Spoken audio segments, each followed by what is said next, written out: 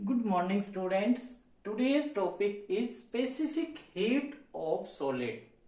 Students, इस lecture में हम केवल स्पेसिफिक हीट के फिजिकल मीनिंग को स्टडी करने वाले हैं और स्पेसिफिक हीट के फिजिकल मीनिंग को जानना बहुत जरूरी है क्योंकि हमारे आने वाले जो लेक्चर्स हैं वो स्पेसिफिक हीट के ऊपर ही डिपेंडेंट हैं। तो स्टूडेंट्स, अगर हमें स्पेसिफिक हीट के मीनिंग को स्टडी करना है तो सबसे पहले हमें एक डिफरेंस को स्टडी करना होगा। वो डिफरेंस किसके बीच में होगा? स्पेसिफिक हीट और हीट कैपेसिटी के बीच में। इस स्पेसिफिक हीट के कंसेप्ट को जानने के लिए सबसे पहले हमने बात की किसी सॉलिड की, एक लैटिस के बारे में। और स्टूडेंट्स, जैसा कि आप जानते हैं लैटिस के अंदर क्या होता है, एटम्स को आपस में कनेक्ट कर दिया जाता है किसी स्ट्रॉन्ग इंटर एटॉमिक फोर्स के द्वारा। और मैं आपको जो लैटिस दिखा रहा हूं उसके अंदर क्या है, ये जो एटम्स हैं इनको हमने आपस में कनेक्ट कर दिया बाय ए स्ट्रिंग। ये स्ट्रिंग प्लास्टिक की भी हो सकती है, ये आयरन स्ट्रिंग भी हो सकती है। यानी कि हमने क्या कर दिया, एटम्स को आपस में स्ट्रिंग की हेल्प से कपल्ड कर दिया है। ये कपलिंग क्या बता रही है, यानी कि जो वाइब्रेशंस एक सिंगल एटम के अंदर होंगी वही वाइब्रेशंस इस लैटिस के दूसरे एटम में भी होंगी। ऐसा कैसे होगा? जैसे मैं आपको एग्जांपल दूं, अगर हमने किसी रस्सी के द्वारा हमने 10 स्टोन्स को कनेक्ट कर दिया, अगर मैं उस रस्सी के अंदर वाइब्रेशंस लाऊं तो वो वाइब्रेशंस उन 10 के 10 स्टोन्स के अंदर क्या होंगी? सेम होंगी। यानी कि जो एक सिंगल एटम का जो मोशन है वो क्या बराबर होगा, इस एटम के अंदर भी जो मोशन इसके अंदर है वही मोशन यहां पर भी होगा। यानी कि वो motion shared by the individual या adjacent atom of that lattice. यानी कि motion of a single atom shared by the adjacent atom of that lattice. Coupling ये करेगी हमारे पास। अब हमारे पास ऐसा अगर होगा तो हमारा क्रिस्टल एज ए वोल, ये पूरा का पूरा क्रिस्टल क्या करेगा? वाइब्रेट करेगा। तो हम क्या कह सकते हैं, क्रिस्टल के अंदर जो ऑसिलेशंस होंगी वो फ्री ऑसिलेशंस भी हो सकती है, मे बी फ्री, और क्या हो सकती हैं, may be vibrate by any external force, यानी कि कोई बाहरी इन्फ्लुएंस भी हो सकता है। अब वो बाहरी इन्फ्लुएंस जो है, मैं एक्सटर्नल फोर्स कह रहा हूं, वो इलेक्ट्रोस्टैटिक भी हो सकता है या मैग्नेटिक भी हो सकता है। यानी कि मैं क्या कहना चाह रहा हूं, जो इस क्रिस्टल की फ्री ऑसिलेशंस होंगी वो हमें किसका कंसेप्ट देंगे? स्पेसिफिक हीट का कंसेप्ट देंगे। और फ्री ऑसिलेशंस होती क्या हैं? वो फ्री ऑसिलेशंस को समझना सबसे पहले हमें बहुत जरूरी है।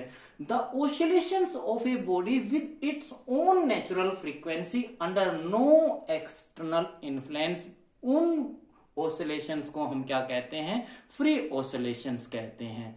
और ये फ्री ऑसिलेशंस ही हमें कंसेप्ट प्रोवाइड करेंगी स्पेसिफिक हीट का।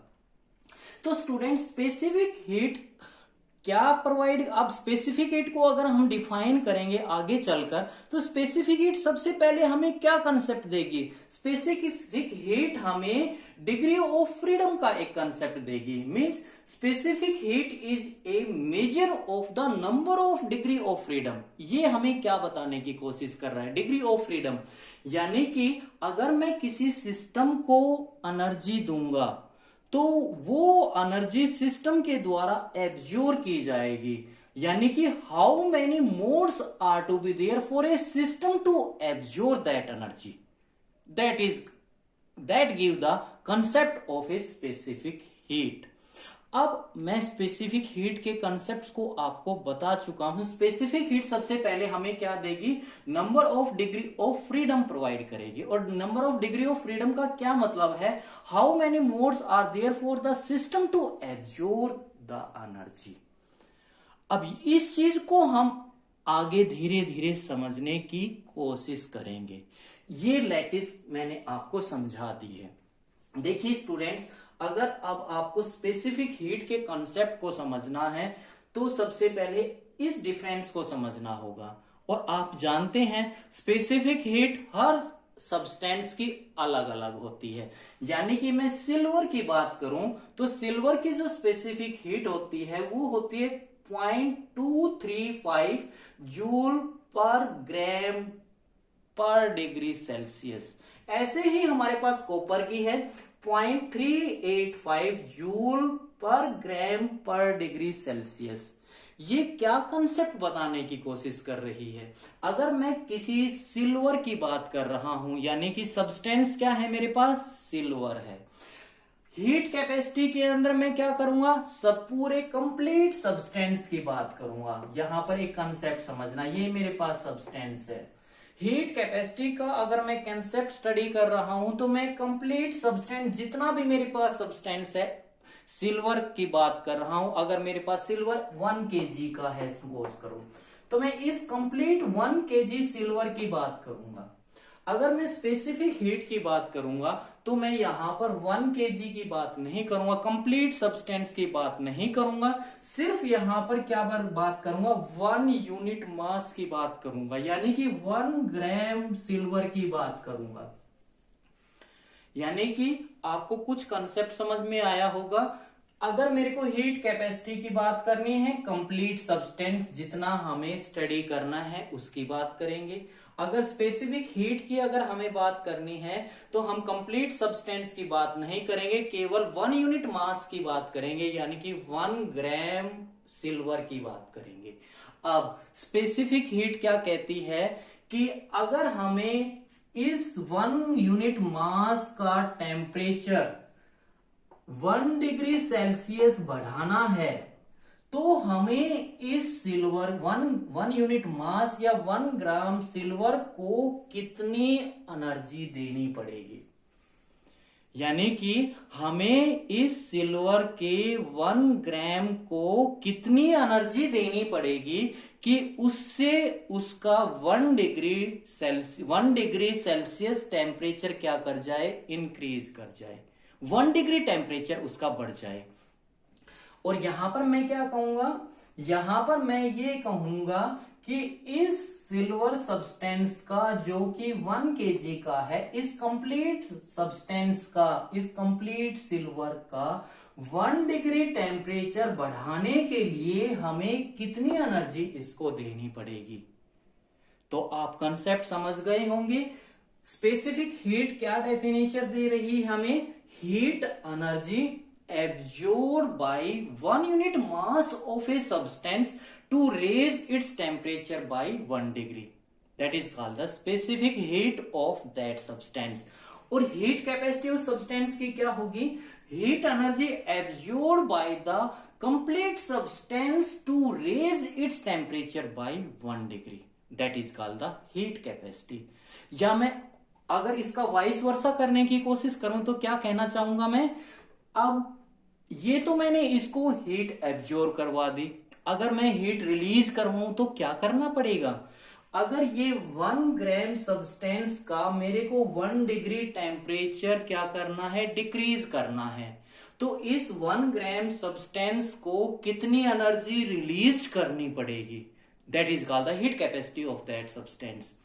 Means heat energy released by 1 unit mass of a substance to decrease its temperature by 1 degree. That is called the heat capacity of that substance.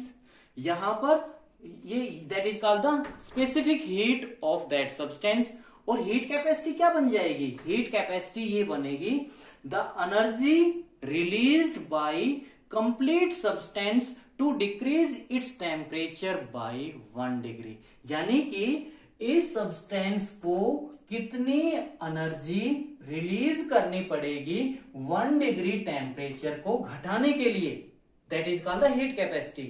Specific heat क्या हो जाएगी, कितनी energy इस substance को, एक unit mass वाले substance को या 1 ग्राम को कितनी एनर्जी अपने अंदर से रिलीज करनी पड़ेगी 1 डिग्री टेम्परेचर को घटाने के लिए, that is called the specific heat of that substance. तो आप समझ गए होंगे हर सब्सटेंस की अपने अलग अलग स्पेसिफिक हीट है। यानी कि ये सिल्वर यहाँ पे क्या बताना चाह रहा है, 1 डिग्री टेम्परेचर को यानी कि बढ़ाना है या घटाना है। अगर बढ़ाना है तो क्या कहेंगे, 1 यूनिट मास को इतनी एनर्जी अपने अंदर एब्जॉर्ब करनी पड़ेगी, यानी कि 0.235 जूल एनर्जी एब्जॉर्ब करनी पड़ेगी 1 ग्राम सिल्वर के सब्सटेंस को अपना 1 डिग्री टेम्परेचर रेज करने के लिए।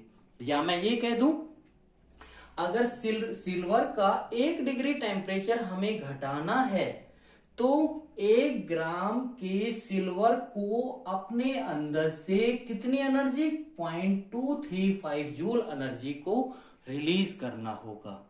That is called the specific heat of the silver.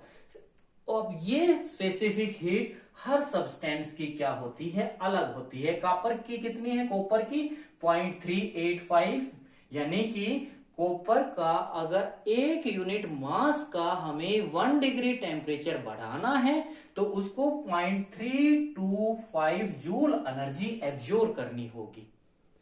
अगर मैं ये कह दूं इसका 1 डिग्री टेम्परेचर घटाना है 1 यूनिट मास का, तो कितनी एनर्जी को उसके अंदर से रिलीज करना होगा, 0.385 जूल एनर्जी को रिलीज करना होगा।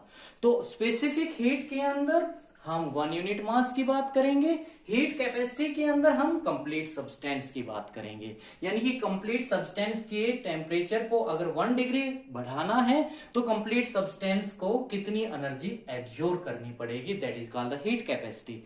And specific heat 1 unit mass के टेम्परेचर को अगर 1 डिग्री रेज करना है तो उसको कितनी एनर्जी एब्जॉर्ब करनी पड़ेगी। और इस चीज को हम स्टडी करने वाले हैं सॉलिड के केस में। सॉलिड के केस में आने से पहले मैं आपको समझाना चाहता हूं एक लिक्विड का केस। सपोज करो हम कोई गैस लेते हैं और उस गैस को हम किसी वेसल के अंदर अनक्लोज कर देते हैं, और उस वेसल के अंदर हमने इसको अनक्लोज कर दिया, ऊपर से पिस्टन लगा दिया। पिस्टन क्यों लगा रहे हैं, इसमें कांस्टेंट हम प्रेशर मेंटेन करते हैं। देखिए स्टूडेंट, जब भी हम स्पेसिफिक हीट की बात करेंगे तो हम किस पहलू पे बात करने वाले हैं, या तो कांस्टेंट वॉल्यूम पे बात करेंगे या कांस्टेंट प्रेशर के ऊपर बात करेंगे। तो क्या इफेक्ट आता है, देखिए अगर मैंने कोई गैस ली है, कोई भी गैस ले लो, उस गैस को हमने वेसल के अंदर अनक्लोज कर दिया with the help of that piston की हेल्प से हमने अनक्लोज कर दिया। अब जब मैं इस गैस को हीट दूंगा, यानी कि इस वेसल को मैं हीट प्रोवाइड करूंगा, तो वो हीट कौन एब्जॉर्ब करेगा, इस गैस के मॉलिक्यूल्स उस हीट को एब्जॉर्ब करेंगे तो गैस के मॉलिक्यूल्स की क्या बढ़ेगी, थर्मल काइनेटिक एनर्जी बढ़ेगी, 3/2 kT बढ़ेगी।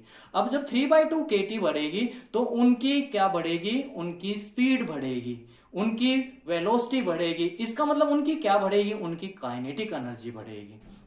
इसका मतलब काइनेटिक एनर्जी बढ़ेगी तो वो क्या करने लगेंगे, ऑसिलेट्स करने लगेंगे।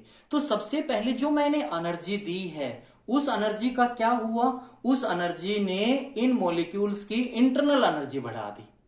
अब उस इंटरनल एनर्जी के बढ़ने से उन्होंने इस पिस्टन के ऊपर क्या किया, स्ट्राइक किया। स्ट्राइक करने से ये वाला पिस्टन अगर यहां से मूव नहीं करता है ऊपर, अगर यहीं पर रहता है तो यहां पर क्या हो गया, इसकी कांस्टेंट वॉल्यूम हो गई। यानी कि जो हमने एनर्जी बाहर से दी है, हीट एनर्जी जो बाहर से दी है, वो टोटल किस में खर्च हो रही है, इन मॉलिक्यूल्स की इंटरनल एनर्जी बढ़ाने में खर्च हो रही है। यानी कांस्टेंट वॉल्यूम की बात करूंगा तो सिर्फ मैं किसकी बात करूंगा, सिर्फ इंटरनल एनर्जी की बात करूंगा। एक बात ये ध्यान रखना,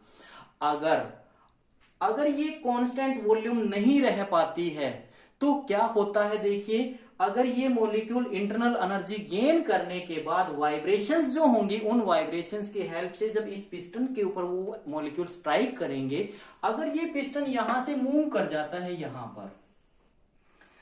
पर मूव कर गया, तो इस इंटरनल एनर्जी ने क्या किया, कुछ वर्क किया। क्या वर्क किया, इस पिस्टन को यहां से ऊपर ले जाने में वर्क किया। तो इसकी वॉल्यूम क्या हो गई, चेंज हो गई। हमें पता है कितना डिस्टेंस चला गया ऊपर, सपोज करो ये dx डिस्टेंस चला गया। तो अब मेरे को हीट कैपेसिटी का कुछ मीनिंग समझ में आने लगा। तो यानी कि हीट कैपेसिटी, सबसे पहले मैं क्या कर रहा हूं, इस वेसल को हीट दे रहा हूं। अगर देखिए मैं अब सॉलिड के अंदर लाने की कोशिश कर रहा हूं, ये मेरे पास कोई सब्सटेंस है। अगर मैं इस सब्सटेंस का 1 डिग्री टेम्परेचर रेज करना चाहता हूं, तो मेरे को सबसे पहले इस सब्सटेंस का टेम्परेचर स्टडी करना होगा। ये सब्सटेंस सपोज करो T टेम्परेचर के ऊपर है।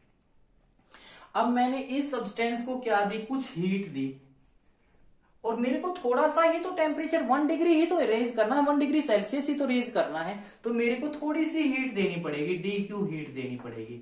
अब इस DQ को मैं कंप्लीट, DQ कब लिख सकता हूं, DQ तब लिख सकता हूं अगर मैं हीट ओनली x डायरेक्शन में ही दे रहा हूं। हीट को मैं y में भी दे सकता हूं, हीट को मैं z में भी दे सकता हूं। तो हम क्या यूज करते हैं, यहां पर पार्शियली यूज करते हैं, यानी कि हम कुछ हीट देंगे इसको। कौन सी डायरेक्शन स्पेसिफिक नहीं है। तो ये मैंने कुछ हीट दी और इसका टेम्परेचर रेज हो गया, जो पहले T था, सपोज करो T की वैल्यू 27 डिग्री सेल्सियस है, और ये टेम्परेचर इंक्रीज करके कितना हो गया, 28 डिग्री सेल्सियस हो गया। तो मेरा 1 डिग्री टेम्परेचर रेज हो गया। कितना रेज हो गया, थोड़ा सा रेज हो गया, डेल्टा T रेज हो गया। यानी कि अब टेम्परेचर कितना हो गया, T प्लस इसमें T प्लस डेल्टा T ये हो गया। तो थोड़ा सा टेम्परेचर रेंज हो गया। तो यहां से क्या कंसेप्ट मिल रहा है तुम्हें, स्पेसिफिक हीट हमें पता चल गया। हमने 1 डिग्री टेम्परेचर बढ़ा दिया, 1 ग्राम सब्सटेंस का कितनी हीट दी, DQ दी, टेम्परेचर 1 डिग्री बढ़ गया।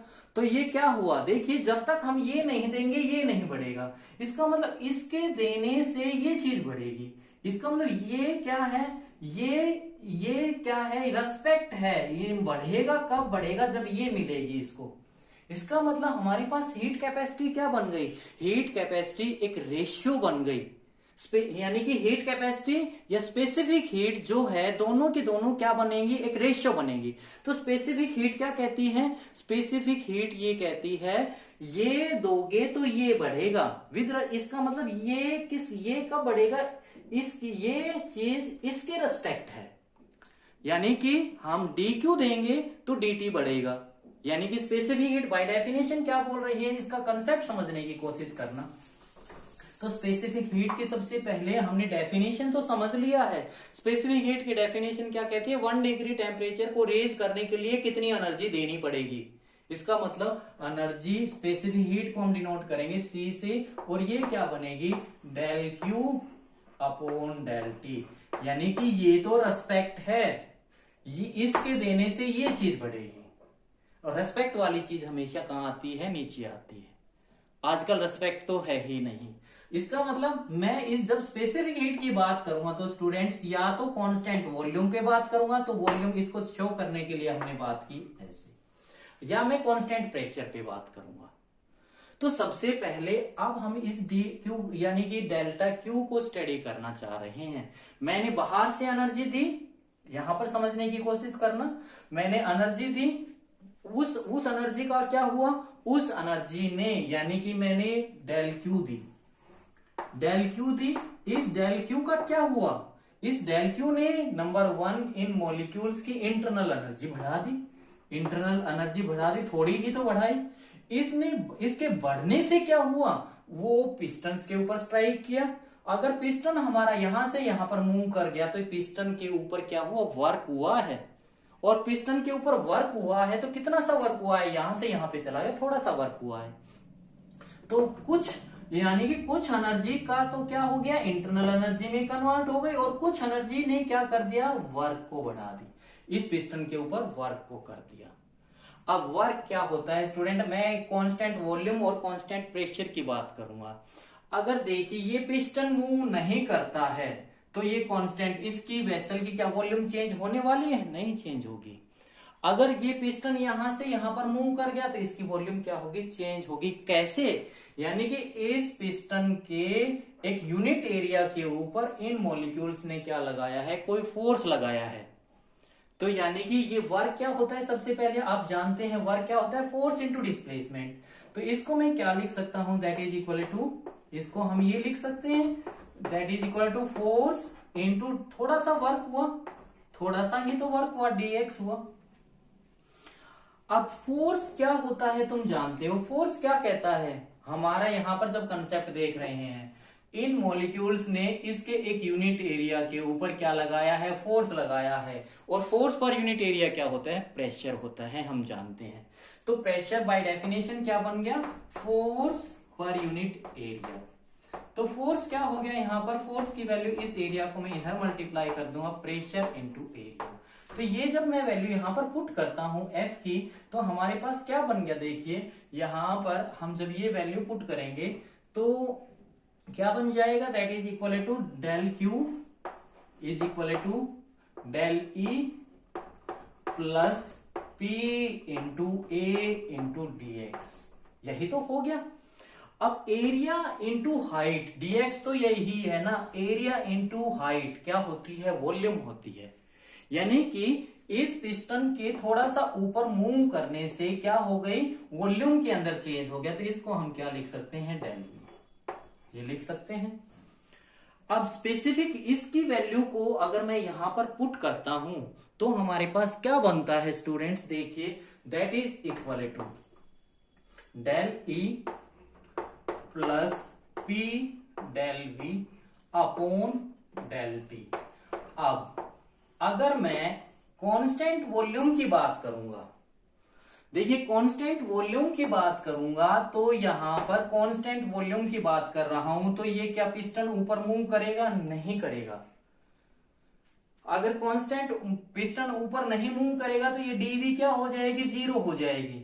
तो हमारे पास स्पेसिफिक हीट कितनी आ जाएगी, at a constant volume del E upon del T, यानी कि स्पेसिफिक हीट मेरे पास क्या बन जाएगी स्टूडेंट, इस केस में देखिए that is equal to specific heat is equal to क्या बनने वाली है, del E upon del T under constant volume. अब अगर मैं बात करता हूं, देखिए कांस्टेंट प्रेशर की बात करूंगा तो कांस्टेंट प्रेशर के ऊपर अगर ये पिस्टन ऊपर चेंज कर रहा है तो यहां पर P कांस्टेंट है, तो हमारे पास ये आएगी। अगर देखिए मैं अगर 1 डिग्री टेम्परेचर को बढ़ाने की बात कर रहा हूं तो स्टूडेंट्स क्या वॉल्यूम में थोड़ा सा चेंज आएगा, थोड़ा सा नेग्लिजिबल। तो जब भी हम कांस्टेंट वॉल्यूम यानी कि स्पेसिफिक हीट की बात करेंगे तो किसकी बात करेंगे, ये चीज और ये चीज दोनों ऑलमोस्ट क्या होंगी, सेम होंगी। क्यों होंगी, क्योंकि वॉल्यूम में जो इंक्रीमेंट होगा वो बहुत ही कम होगा। तो हम उसको क्या मान लेते हैं, नेग्लिजिबल मान लेते हैं, यानी कि कांस्टेंट वॉल्यूम की बात करेंगे। जब भी हम स्पेसिफिक हीट की बात करेंगे तो एट ए कांस्टेंट वॉल्यूम पर बात करने वाले हैं। तो अब इस कंसेप्ट को अगर मैं सॉलिड के केस में ला रहा हूं तो सॉलिड के अंदर क्या, देखिए स्टूडेंट्स अगर सॉलिड के अगर 1 डिग्री टेम्परेचर को मेरे को रेज करना है तो सॉलिड का जो सॉलिड जो है क्या उसके अंदर 1 डिग्री टेम्परेचर चेंज होगा, नहीं होगा, पहली बात तो। यानी कि अगर हम किसी भी सॉलिड की बात करेंगे तो हम किसकी बात करेंगे, कांस्टेंट वॉल्यूम की बात करेंगे। तो उस केस में स्पेसिफिक हीट क्या बनेगी, del E upon del T at a constant volume. क्यों, देखिए मैं क्या कहना चाह रहा हूं, अगर मेरे पास ये कोई सॉलिड है, अगर इसका 1 डिग्री टेम्परेचर बढ़ा रहा हूं तो 1 डिग्री टेम्परेचर बढ़ाने से उसकी वॉल्यूम में कुछ फर्क पड़ने वाला नहीं है।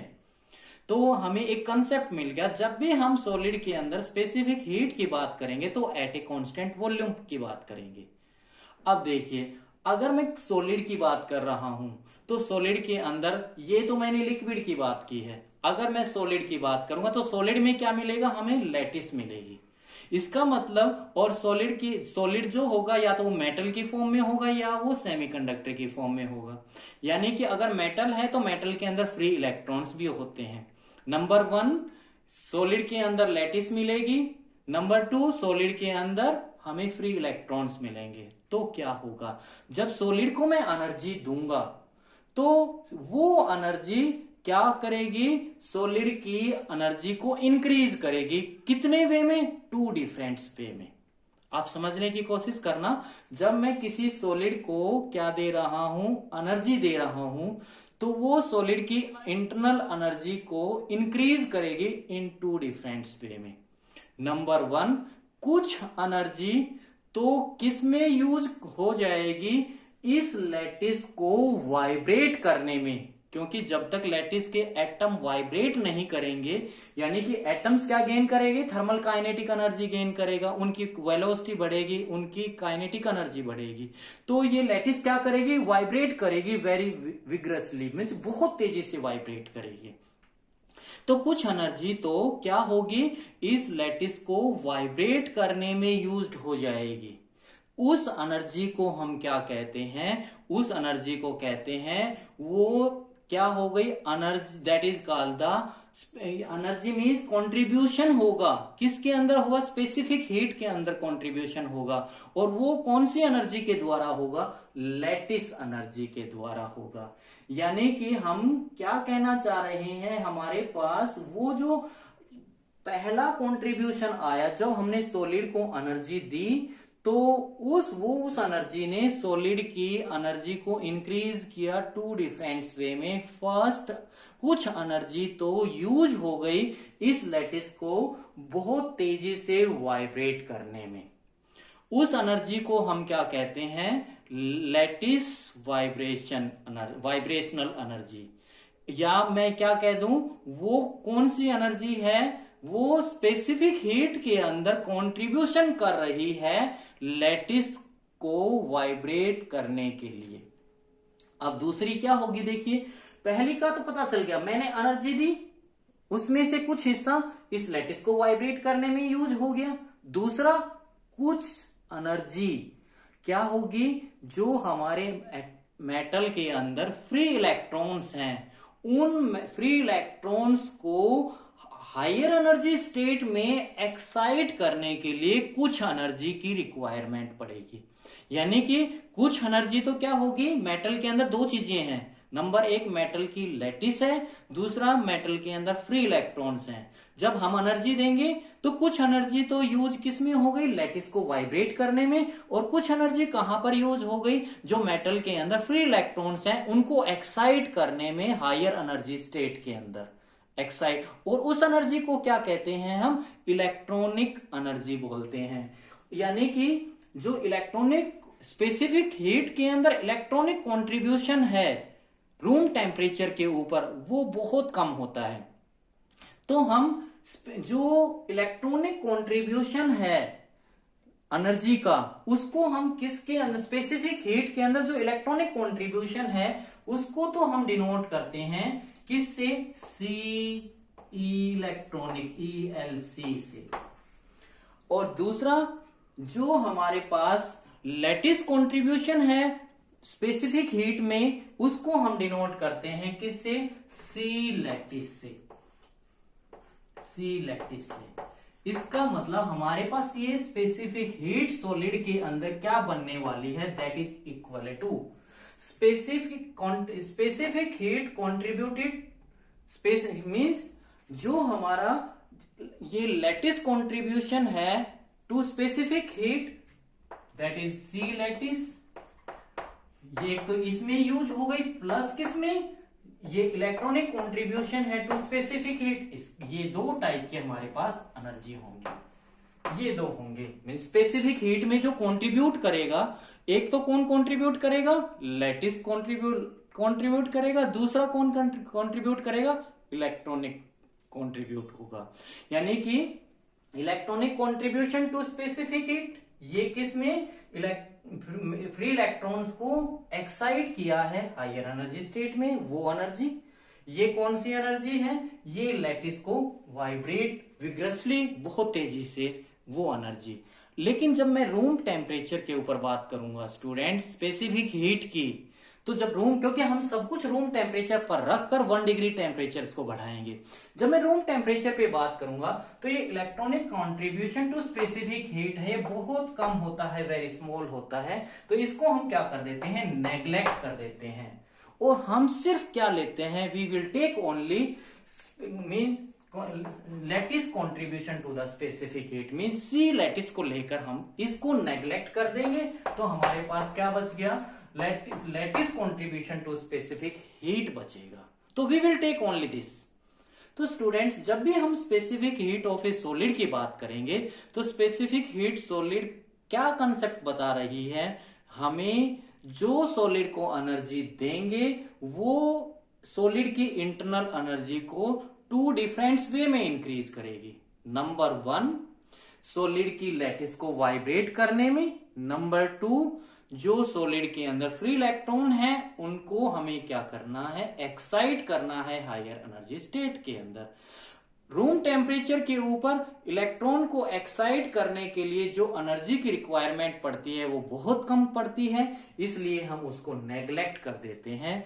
और जब भी हम सॉलिड की रूम टेम्परेचर के ऊपर स्पेसिफिक हीट की बात करेंगे तो हम ओनली किसको कंट्रीब्यूशन लेंगे, means lattice contribution to the specific heat की हम बात करेंगे। और ये आगे वाले आने वाले लेक्चर्स में हम बात करने वाले हैं स्टूडेंट्स। तो ये स्पेसिफिक हीट का कंसेप्ट था स्टूडेंट्स। Thank you.